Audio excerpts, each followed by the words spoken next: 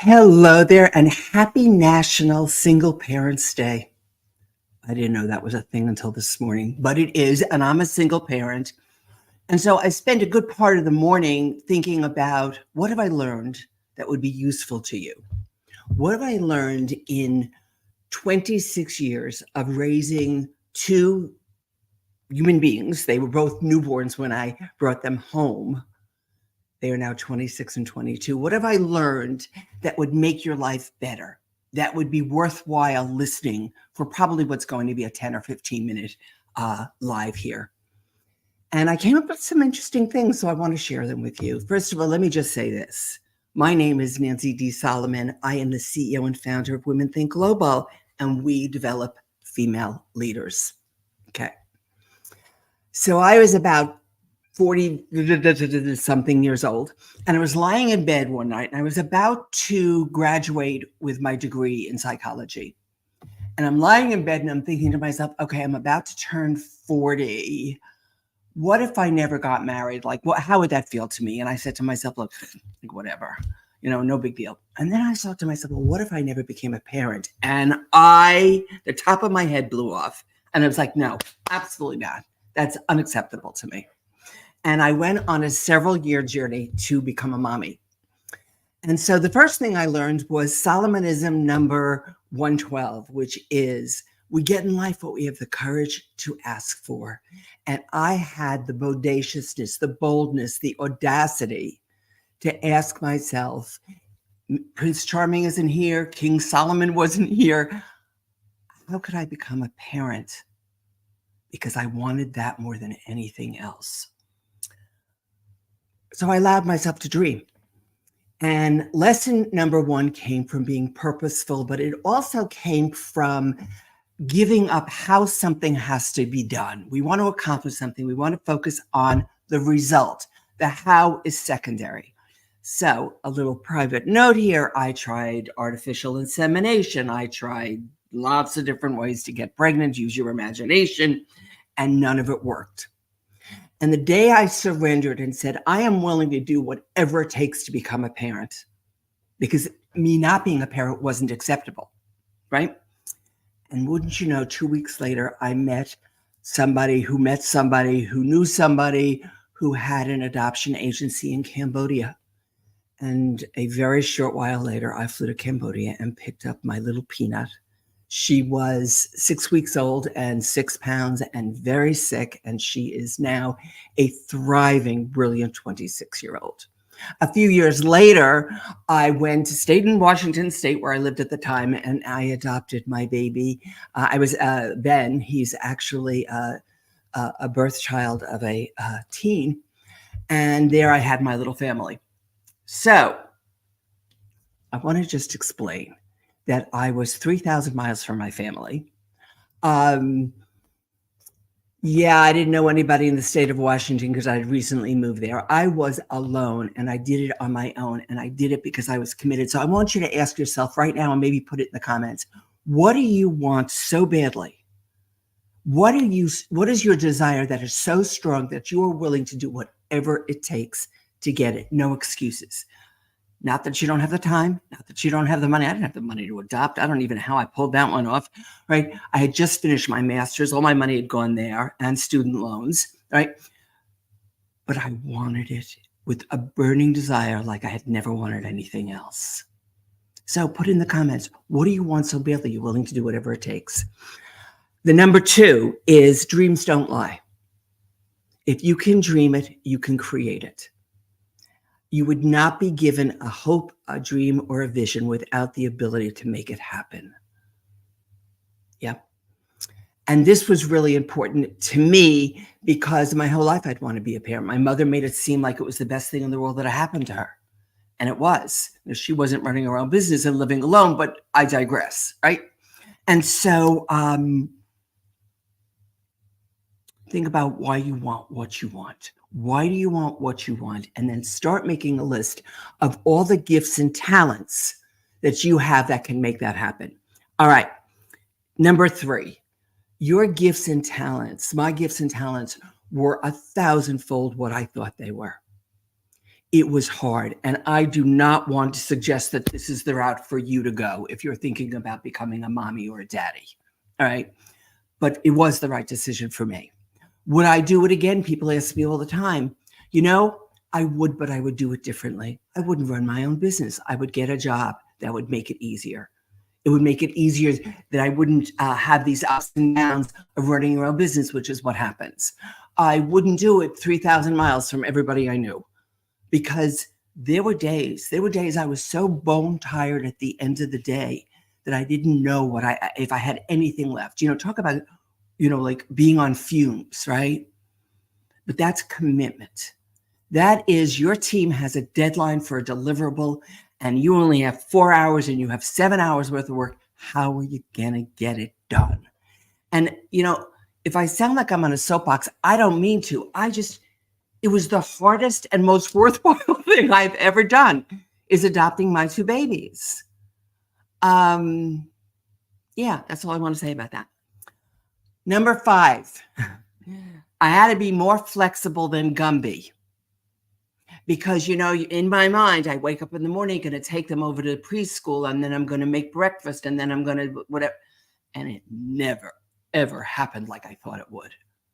And there were things that happened wonderfully, like finding nannies in the most unexpected places. Or, the day that they were both, like throwing up, puking from whatever they gave to each other.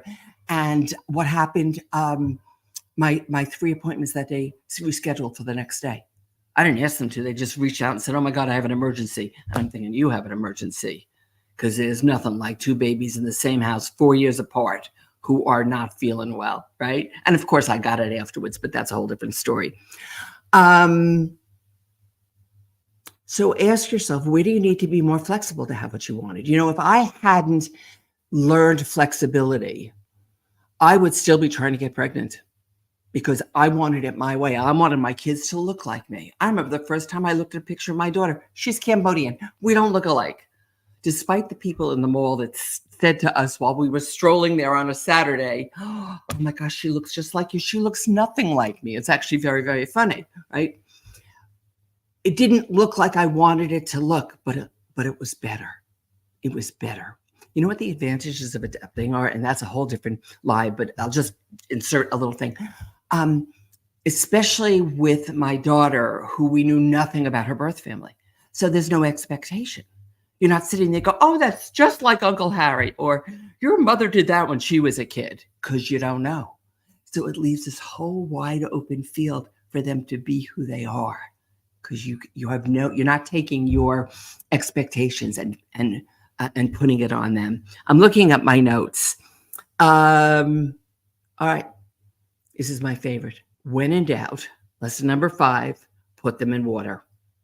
So first I'm going to talk about babies, and then I'm going to talk about you. I learned very early on, especially when they were sick, put them in water. When they're sad, put them in water. When they're crying, put them in water. When they're happy, put them in water. When they're really tired, put them in water. When you're really tired, put them in water.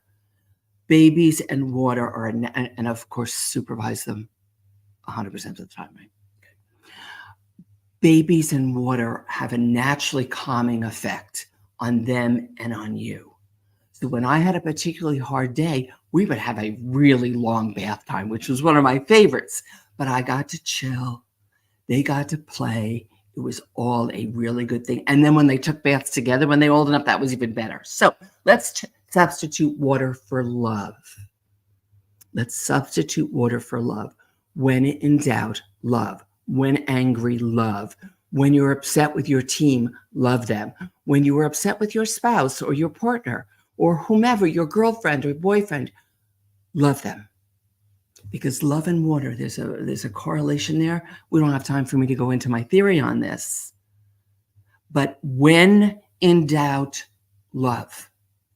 When in frustration, love. Okay, I'll leave that alone. You got the message, right? So why don't you, in the comments, write down a few things? Let's see. I'm going to go down my list.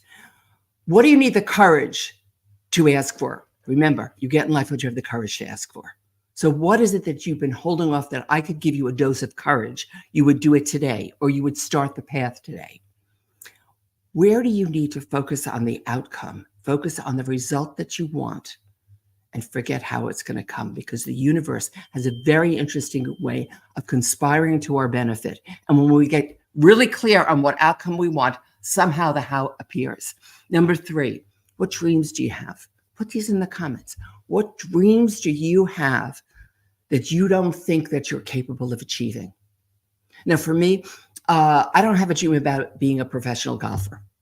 I also don't have the skill, but I do have the skill to impact millions of people and help them empower themselves, equip you to empower yourself. That's my whole purpose in being, right? So that I can do. So if you have a dream, if you want to write a book, write it. Write it.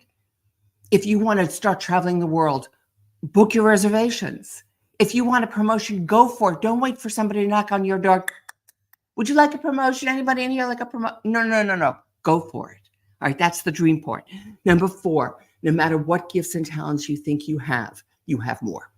I had no idea that I could be like a project manager, a finance person. I pulled things out of the air out of necessity. But what happens very often is that our minds tell us we can't, and then we stop right there. We stop. And I'm saying if you can dream it, you can have it. Number 5. Oh, that was if your gifts and talents are 1,000-fold. All right. I thought we would make it through without the lawnmowers going off in the neighborhood, but we didn't. Okay. More flexible than Gumby. Where if you just added or infused some flexibility into the problem you have, would it help you? Write it in the comments. And lastly, when in doubt, love, especially yourself. I'm going to do a live on that in a few days. And I want to just close with this. For 26 years, I've heard people say to me, oh my God, you're so courageous. How did you do that? Or they would say to me, oh my God, you saved their lives. I want to be really clear. Yeah, technically I saved both of their lives, but you know what?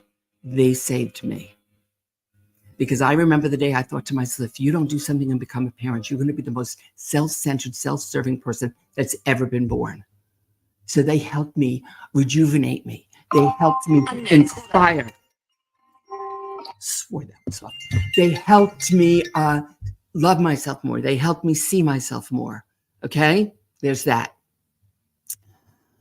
There is a very fine line. This is Solomonism number 134. There is a very fine line between courage and stupidity. And there will be many times when even the most powerful woman won't be confident of what side of that line that she's standing on. So there were many times that I said to myself, wow, that was really courageous. That's working out nicely. And there's many times I said, how stupid was I? What was I thinking? What I was thinking is I wanted to be a mom. So please put in the comments what you want, and you want to connect. Go grab a spot on my calendar. It's www.connectwithnancy.com. Really hard, right? www.connectwithnancy.com. Grab a spot on my calendar. Let's talk about what you want and how you're going to get it. Thank you so much for joining me today. Nancy Solomon, CEO and founder of WomenThink Global, and single mom, and to all you parents out there, whether you're single by divorce, single by adoption, single by choice, single by oops, that I don't know how that happened. Have a happy day and celebrate your parenting and yourself. Bye-bye now.